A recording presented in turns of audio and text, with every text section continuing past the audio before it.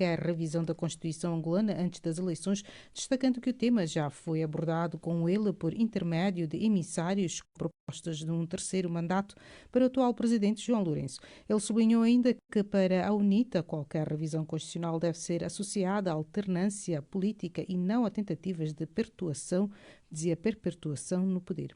Hoje teremos a oportunidade de conversar com José Gama, analista político angolano, sobre as implicações desta posição de Costa Júnior, o atual cenário político em Angola e os desafios que o país enfrenta à medida que se aproxima das próximas eleições. Muito boa noite, Sr. Gama, bem-vindo aqui ao programa. Noite. Sim, Sr. Gama, Adalberto Costa Júnior tem sido claro ao afirmar que está indisponível para uma revisão constitucional antes das eleições. Qual é a sua análise sobre a posição da UNITA neste sentido e quais as possibilidades, dizia, possíveis implicações desta postura para o processo eleitoral em Angola?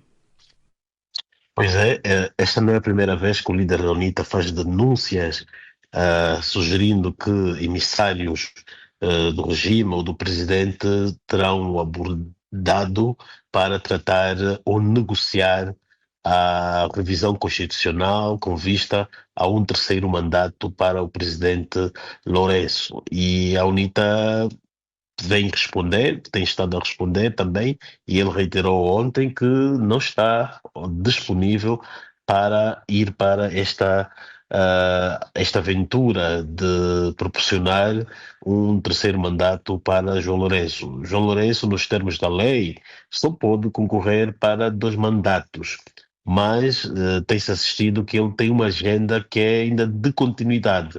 Vai continuar depois de 2027 a mandar por via do partido, colocando alguém como candidato à presidência da República e depois ele a comandar a partir da sede do MPLA.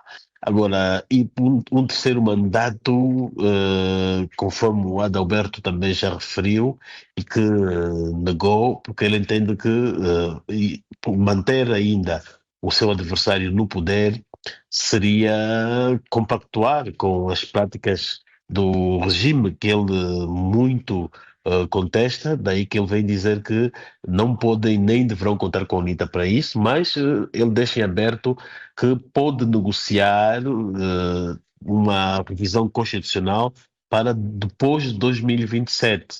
Aí, independentemente de quem vai ser poder, se for a própria UNITA ou se for o MPLA. Sim, e qual a sua opinião sobre a relevância e as consequências de tentativas de alteração da Constituição, dizia, especialmente num contexto que esta já limita a duração dos mandatos presidenciais? Pois, para além dos impeditivos constitucional, o presidente João Lourenço também é o líder, nesse momento interino, em exercício da União Africana, e uma das metas é, a nível da União Africana, combaterem a chegada ao poder por via de golpes, tanto golpes militares como golpes constitucionais. E procurar manter-se ainda no poder por via de um terceiro mandato daria um mau exemplo para ele próprio, João Lourenço.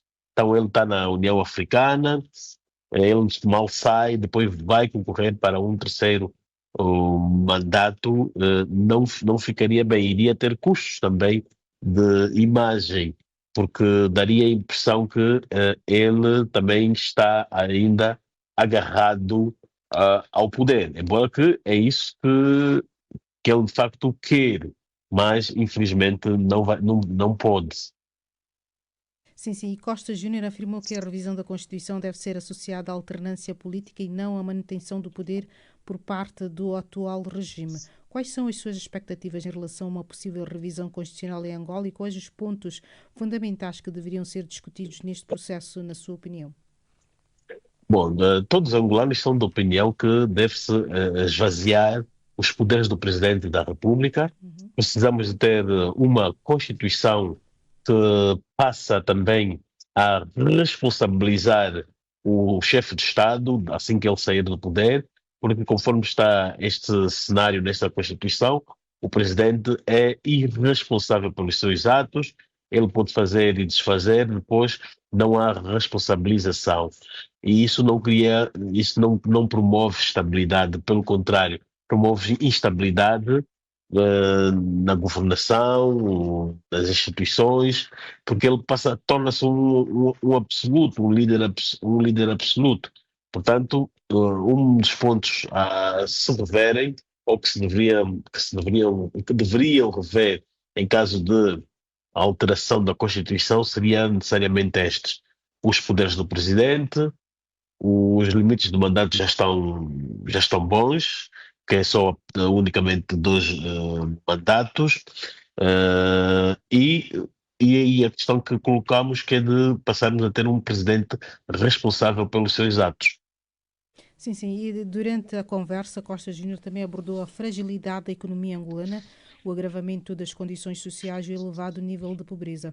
Quais, na sua opinião, os principais desafios económicos e sociais que Angola enfrenta neste momento e que políticas seriam necessárias para superá-los?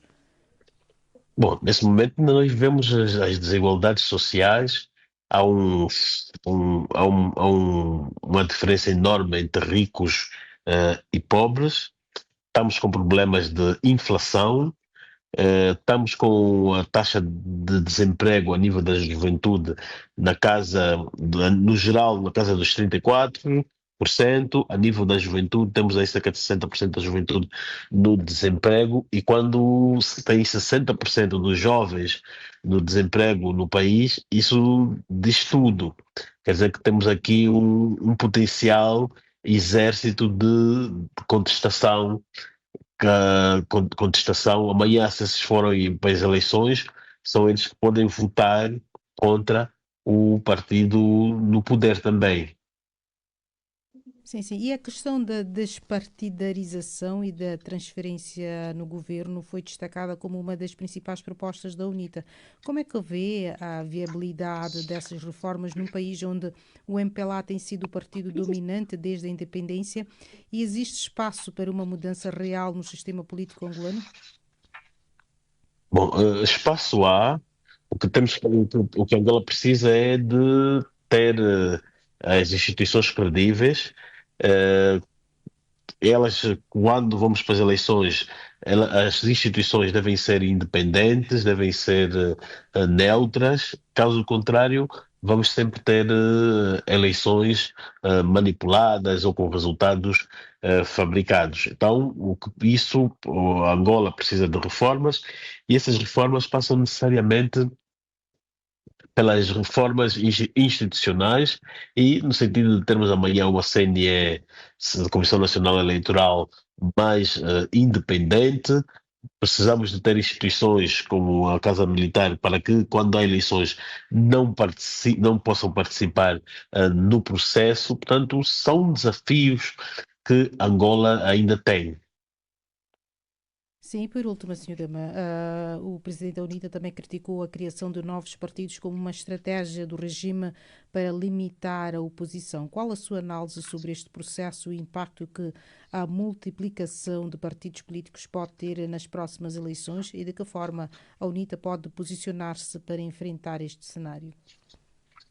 Bom, em 2017, o- as autoridades não estavam a legalizar partidos. Havia lá havia um forcing de bloqueio no tribunal.